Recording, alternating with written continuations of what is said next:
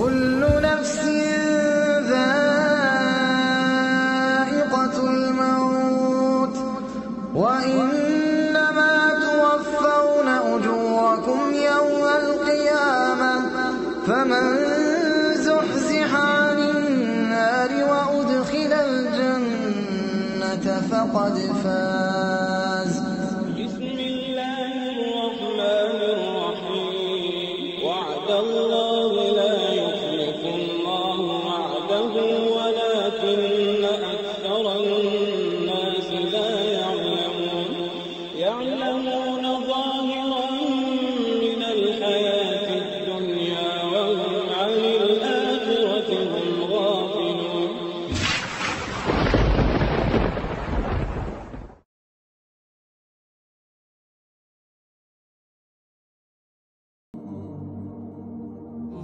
Süleyman Aleyhisselam cinleri kendi emrinde kullandığı için, Allah Azze ve Celle ona böyle büyük bir mülkü verdiği için şeytanlar boş durmadılar. Ne yaptı peki şeytanlar? Bakın, ben size mesela karı koca ayırma büyüsünü öğreteceğim. Şeytanların anlattığı, sihirbazların anlattığı. İnsan, bizler Müslümanlar olarak şirki biliriz ve şirkten uzak dururuz, öyle mi? Biz biliyoruz ki kabre kurban kesmek şirktir. Doğru mu? Ama bunu bilmekle kalkıp kabre kurban kesmiyoruz. Bundan uzaklaşmak için biz bu bilgiyi alıyoruz. Öyle. Şeytanlar da büyüyü, sihri Allah'ın kelamı üzerinden yaparlar. Nasıl yaparlar? Mesela karı koca ayırmak isteyen şeytanlar Talak suresi diye boşanma suresi vardır Kur'an-ı Kerim'de. Talak suresini beyaz bir kağıda yazarlar. Onu hastaya muska yapıp üzerine verirler. Bak, Allah'ın kitabından sana ayet yazdık, yanında gezdir derler. Bizde başka bir şey yok da sihirbazlar, büyücüler. Zannedersin onlar hak ehlidir. Bugün piyasada özellikle hasreten doğuda çok yaygın bir şekilde var olan büyücüler, sihirbazlar vardır. Adına hoca diyorlar. Onlar hakikatte büyücü sihirbazlardır. Adlarının değişmesi hakikatlerinin değişmesini gerektirmez.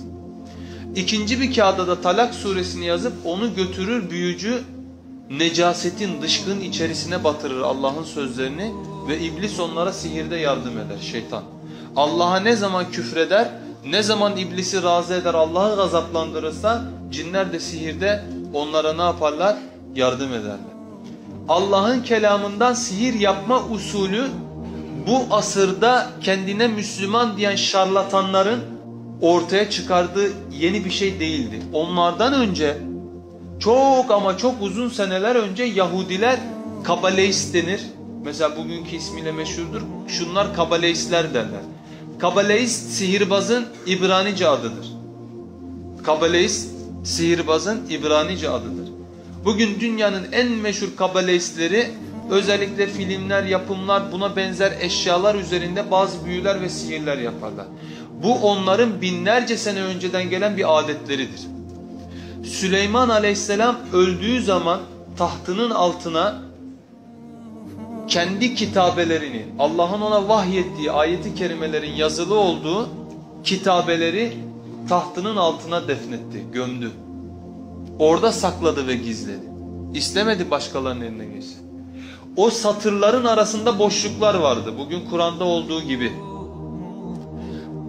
Süleyman Aleyhisselam ne zaman vefat etti ki biliyorsunuz, Süleyman bütün yeryüzüne hakim bir devletin kralıydı. O kadar güçlüydü. Hem peygamber hem devlet başkanı, Allah ona dünyanın mülkünü açmış. Cinler emrinde, binlerce ordu onun emrinde. Allah öyle bir mülk vermiş. Kimseye vermediği bir mülk vermiş ona. Süleyman Aleyhisselam vefat edince Yahudiler dediler ki, şeytanlar, insi ve cinni şeytanlar, Süleyman bu kadar mülkü bu kitabelerde yazılı kelimelerle elde etti dediler. O yüzden saklıyordu tahtın altında dediler. Özellikle filmlere falan konu olmuştur. Orta Çağ şövalyeleri vardır. Orta Çağ şövalyeleri. Özellikle Kudüs'e defalarla Haçlı seferleri düzenlemişlerdi. Ve her Haçlı seferi düzenlediklerinde Kudüs'ten kaçırıp Avrupa'ya götürdükleri kitabeler vardı. Süleyman Tapınağı'nın altındaki. Bugün Yahudiler kazıyorlar Mescid-i Aksa'nın altını. o Kubbetus Sahra'yı gösteriyorlar Mescid-i Aksa diye. O gösterdikleri sarı yer Kubbetus Sahra, Mescid-i Aksa değil. Mescid-i Aksa onun yanında. Mescid-i Aksa'nın altını kazıyorlar Süleyman'ın tapınağını, ibadethanesini ortaya çıkarmak için. Ve kazı yaparken orada Süleyman'ın kitabeleri çıkıyor senelerdir. Bunları alıp götürüyorlar ve bunlarda Rahman'ın sözleri arasında sıkıştırılmış şeytanların sihirleri ve büyüleri var. Ve o dönemde şeytanlar insanlara alın sihir yapın, sihir güzel bir şeydir, Süleyman da yapmıştı, bu kadar mülkü bununla elde etmişti dedikleri için Allah diyor ki وَمَا كَفَرَ سُلَيْمَانَ Süleyman kafir olmadı. وَلَكِنَّ الشَّيَاطِينَ كَفَرُوا يُعَلِّمُونَ النَّاسَ السِّحْرَ Şeytanlar kafir oldular çünkü o şeytanlar insanlara ne öğrettiler? Sihri, küfrü, şirki öğrettiler.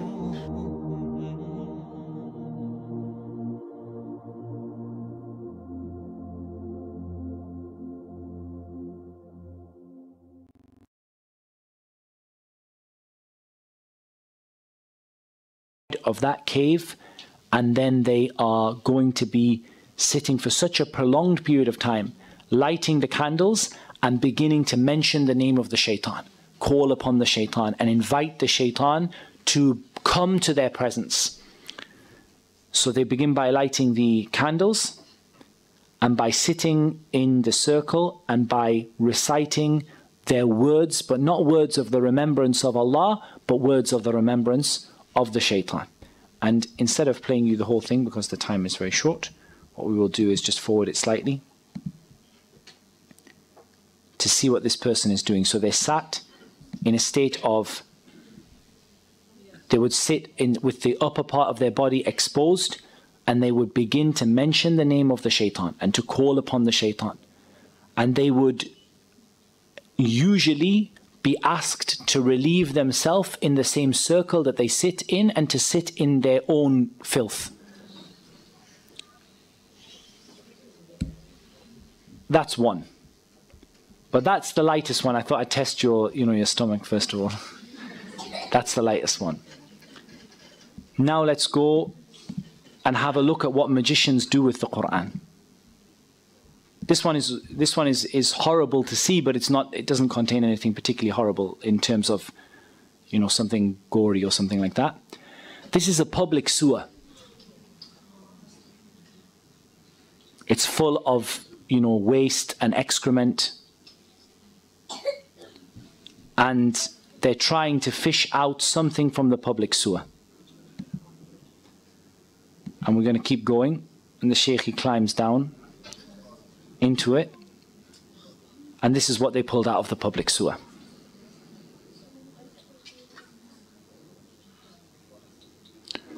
As you can see, this is a copy of the Quran that has been used in a public sewer. It's covered in human filth, it's covered in sewage, and they now have to clean and purify this copy of the Quran.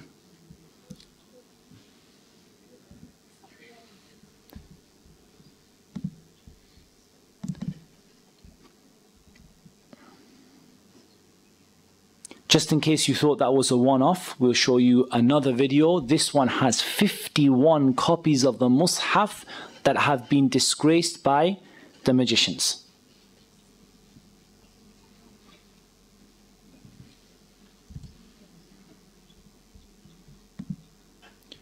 As you can see, they are covered, these are all copies of the Quran. They are covered in knots. They are covered in filth inside of them. They're going to open one of them up. They're covered in pins like voodoo dolls. They're cutting them open, and you see the state of the Mus'haf inside. You can see the color of the water that is coming off of the copies of the Quran as they're washing them, as they're opening them.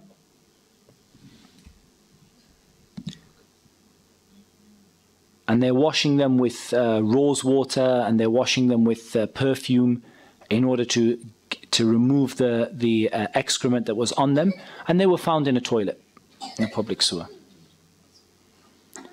51 copies of the Mus'haf. And you can see inside the state that these masahif have been put in. And inside there are metal nails bent over, these are part of the magic. And you can see how covered these masahif are in dirt and in uncleanliness. Right. Now that I've started to get you used to it a little bit, I'll show you one that is really quite...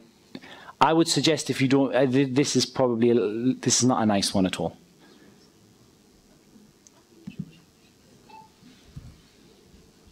However, it's not the worst one we have. So it's not... I mean, what you can see here is a copy of the Quran, and you can see a circular... I don't know what to call it, a device. And you can see what the Quran is smeared with. The story of this is actually much, much worse. Whatever you can imagine, the story is worse. There was a maid who wanted to perform magic upon the family that she was with. She took a copy of the Quran, she placed it into this tube, and she placed it where she placed it when she was on her monthly cycle, and she covered the Quran in menstrual blood. This is what magicians do.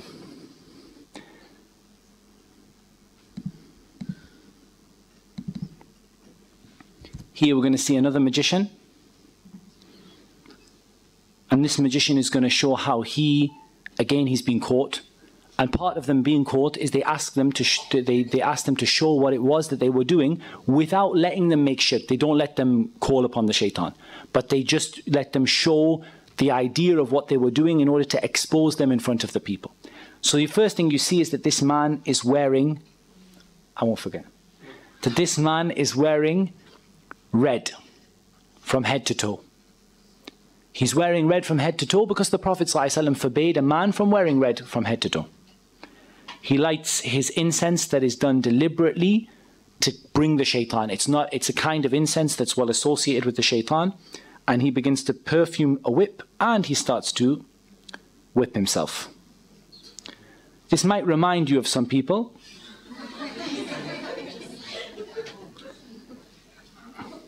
And I'll make no further comment than that.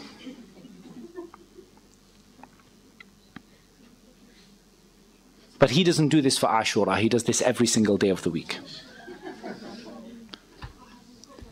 Now, what you can see there is curtains on the wall that, again, he has disobeyed the Prophet ﷺ by placing curtains all over the wall. And what you see here is blood stains on the curtains. Now, what he would do is he would sacrifice a rooster. The rooster that the Prophet ﷺ said that when the rooster crows, that it's seen an angel. The rooster that's associated with the calling of the people to the Fajr prayer. They would sacrifice a rooster to other than Allah. To sacrifice a rooster to the shaitan and then allow it to flap around the room, spreading the blood all over the walls. The blood that is the blood of that has been used to worship other than Allah. And then you would see what this person would do. They have some more little tools that they use. They would then lie in a position of humility and a position of lowliness. And you're going to see. And they would stay in that position calling upon the shaitan. Calling upon the shaitan to appear before them, calling upon the shaitan to help them, calling upon the shaitan to aid them and to support them. And what they do is they make a contract between themselves and between the shaitan. They make a contract between themselves and between the shaitan. And this contract is then placed in a number of places. And I'm going to show you some examples. This here is a bird that was confiscated from the house of a magician. And you can see stitched into its wing or onto its tail. I've got all sorts of them, this one.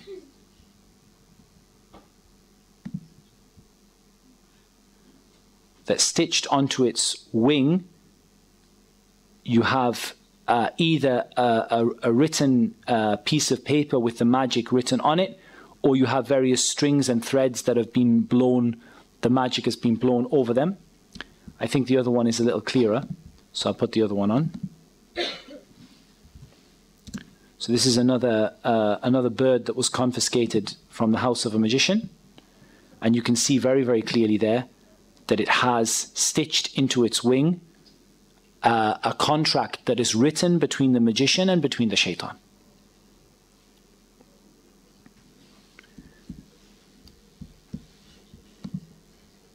You also have an example of they're burying the magic in the graves.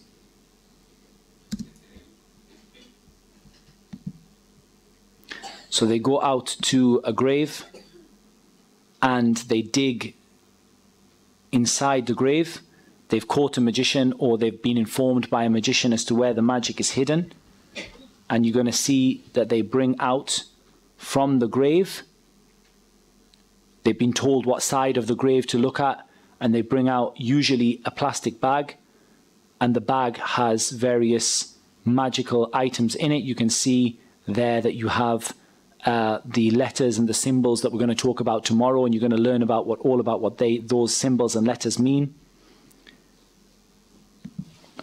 We'll show you another one that comes out of the grave.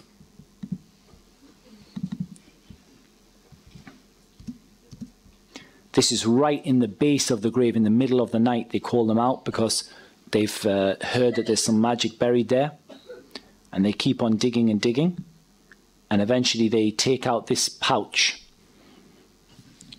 They start to open the pouch. And we're going to see what's in it.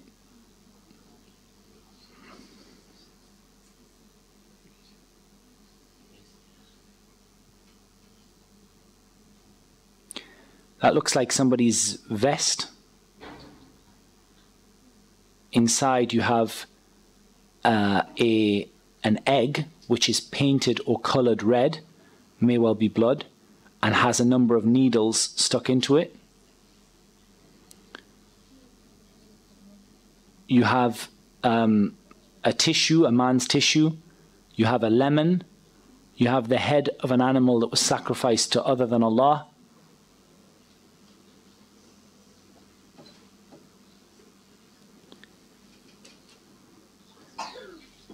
And it's not uncommon for them to put inside of the head of the animal some magic. And you have these writings, you have all sorts, it's covered in blood. You have a child's nappy in there, and you have a sanitary towel. So you can see the sanitary towel in the middle, you can see the child's nappy over to the side, you can see a vest, you can see a handkerchief, a male tissue, a bunch of pins inside of the egg. And there's some Quran in there as well.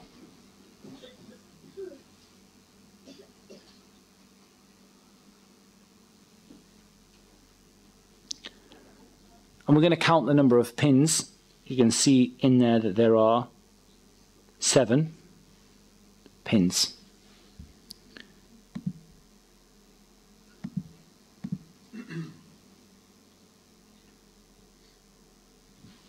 Okay. Having had a look at that for a moment, and I'll just briefly show you some of it that's buried in the water as well. You can see they're dredging the sea at Jeddah. When the people come for Hajj, some brothers here came with me to Hajj. You would think that the people came to Hajj to worship Allah, but there are a whole bunch of people who come to Hajj in order to put magic in the sea near Mecca, because it's greater in disgracing the Islam and the Quran by putting it in the nearest place to Mecca. Okay.